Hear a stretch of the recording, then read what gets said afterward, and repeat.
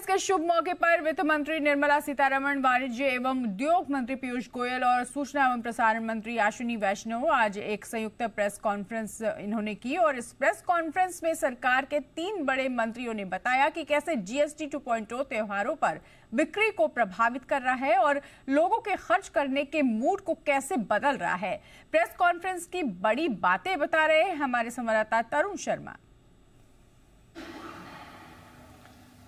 वित्त मंत्री Nirmala Sitharaman, commerce minister Piyush Goyal और इंफॉर्मेशन और ब्रॉडकास्टिंग मिनिस्टर अश्विनी वैष्णव ने प्रेस कॉन्फ्रेंस करके ये बताया कि 22 सितंबर को जो एक जनरेशन नेक्स्ट जीएसटी का ऐलान किया गया था, उसका किस तरीके से फ़ायदा इकोनॉमी को हुआ है। वित्त मंत्री ने बताया कि कई ऐसे आइटम्स हैं जिन पे उनकी नज़र थी, 54 ऐसे आइटम्स हैं जिन पे वो रेगुलर मॉनिटरिंग कर रहे हैं और कुछ आइटम्स ऐसे हैं जिनमें एवरेज जीएसटी से ज़्यादा कीमतों में कटौती की गई है। हालांकि कुछ आइटम्स ऐसे भी इस मॉनिटरिंग में निकल कर आए जिनमें कटौती ज़्यादा होनी चाहिए थी कीमतों में, लेकिन उस सेक्टर, उन कंपनियों के लोगों ने जो कटौती है वो उतनी नहीं करी। जैसे सीमेंट का एग्जाम्पल लिया जाए तो हाई एंड सीमेंट ऐसा है जिसमें कटौती नहीं हुई है उतनी जितनी जीएसटी की कटौती की गई है। इसके साथ साथ घी की बात की गई, शैम्पू के अंदर बताया गया कि जो कटौती है वो एवरेज कटौती से ज़्यादा किया गया है। और ऐसे कई सारे आइटम्स की लिस्ट दी गई जिसमें बताया गया, जैसे क्लिनिकल डाइपर्स हैं, उनमें एवरेज उम्मीद की जा रही थी कि 7% के आसपास कीमतों में कमी आएगी, लेकिन जीएसटी के बाद तकरीबन 10 से 11% की कीमतों में कमी आई। इसके साथ साथ ये भी बताया गया अश्विनी वैष्णव की तरफ से कि ये जो जीएसटी की जो कटौती हुई है, इससे जो कंजम्पशन है वो पिछले साल के मुकाबले तकरीबन 10% बढ़ेगा। 20 लाख करोड़ का कंजम्पशन इस साल हो सकता है। ये एक फिगर यहाँ पे जो इंफॉर्मेशन एंड ब्रॉडकास्टिंग मिनिस्टर है उनकी तरफ से दिया गया।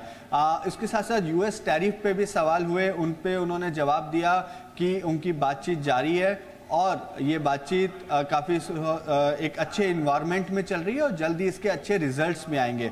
लेकिन जो जीएसटी कटौती ने कहीं ना कहीं एक कंपनसेट कर दिया जो एक टैरिफ का यदि कोई इम्पैक्ट इस देश के अंदर आता, क्योंकि एक तरफ जो रॉ मटेरियल है उसके प्राइसेस कम हुए और दूसरी तरफ जो सेल्स है, जो डिमांड है, उसमें एक काफ़ी अच्छी बढ़ोतरी देखने को मिली है। तो ओवरऑल जो आज की जो प्रेस कॉन्फ्रेंस थी उसमें एक लेखा जोखा दिया गया कि किस तरीके से इम्प्लीमेंटेशन हो रहा है, मॉनिटरिंग हो रही है और जो सेक्टर्स या जो कंपनियां अभी रेट नहीं घटा रही हैं उनसे भी वित्त मंत्रालय बातचीत कर रहा है। और तकरीबन 3196 जो है वो कंप्लेंट्स आई हैं, जिसमें से 3075 कंप्लेंट्स को रिजॉल्व भी कर दिया गया है। तो कंज्यूमर अफेयर्स मंत्रालय भी जो कंप्लेंट्स को इकट्ठा कर रहा है उसको सीबीआईसी को भेजा जाता है। सीबीआईसी अपने जोनल चीफ कमिश्नर्स को भेजते हैं और उस जो कंप्लेंट है उसको रिजॉल्व कर लिया जाता है। कई बार ऐसा भी देखने को मिला है कि जो कंप्लेंट है वो पर्टिकुलर रीजन के अंदर है, ओवरऑल अक्रॉस कंट्री में नहीं है, तो उस रीजन के चीफ कमिश्नर को बोल के बातचीत करी जा रही है। तो एक तरफ कंजम्पशन बूस्ट इस जीएसटी के कट से इकोनॉमी को मिल रहा है, दूसरी तरफ आम जन की जो पॉकेट है उस पे कम बाहर पड़ रहा है। और यही बात जो है वो प्रधानमंत्री नरेंद्र मोदी ने लाल किले से कही थी कि जो इस बार की दिवाली होगी वो बम्पर दिवाली होगी। और इस पे वित्त मंत्री निर्मला सीतारमण ने कहा कि जो नवरात्रे से जो उत्सव स्टार्ट हुआ है, जो एक हम कंजम्पशन का बूस्ट नवरात्रे के पहले दिन से देख रहे हैं, वो उम्मीद है कि आगे भी जारी रहेगा। और जब सवाल किया गया कि कहीं ये पेंट अप डिमांड तो नहीं है या रिवेंज बाइंग तो नहीं है, तो उस पे भी उन्होंने कहा कि कोविड के समय भी ऐसे सवाल आए थे, लेकिन ये डिमांड सस्टेन की थी। और जो ये कट है ये केवल फेस्टिव सीजन के लिए नहीं है, ये आने वाले समय के लिए भी है। तो ये पैटर्न अभी बताना मुश्किल होगा, लेकिन ये डिमांड सस्टेन कर सकती है और लोगों की जो है उस पर एक अच्छा खासा उनको रियायत मिली है इस टैक्स कटौती से। और वहीं प्रेस कॉन्फ्रेंस के दौरान जी बिजनेस संवाददाता तरुण शर्मा ने वित्त मंत्री और वाणिज्य मंत्री पीयूष गोयल से सवाल पूछा कि क्या टैरिफ वॉर के असर की भरपाई जीएसटी कटौती से हो पाई है। इस पर क्या कहना था दोनों मंत्रियों का, आइए सुनते हैं। मेरा सवाल वित्त मंत्री और पीयूष गोयल सर से। मैम, जो जीएसटी का जो बेनिफिट है, क्या हम ये माने कि जो एक टैरिफ वॉर की वजह से जो इम्पैक्ट आ रहा था, वो जीएसटी की वजह से कहीं ना कहीं हम उसको कंपनसेट कर पाएंगे? क्योंकि कंजम्पशन जिस हिसाब से हम कह रहे हैं कि 30 लाख करोड़ से ज़्यादा इस साल होगा। I think even on the day of the GST Council, when we came to the press, we very clearly said, this has been in the works for 1.5 years. Whoever thought of any tariff war at that time? And several group of ministers were working in these 1.5 years. And several group of these GOMs met again post the Government of India's package, which was sent to the GST Council, which was sent to the group of ministers.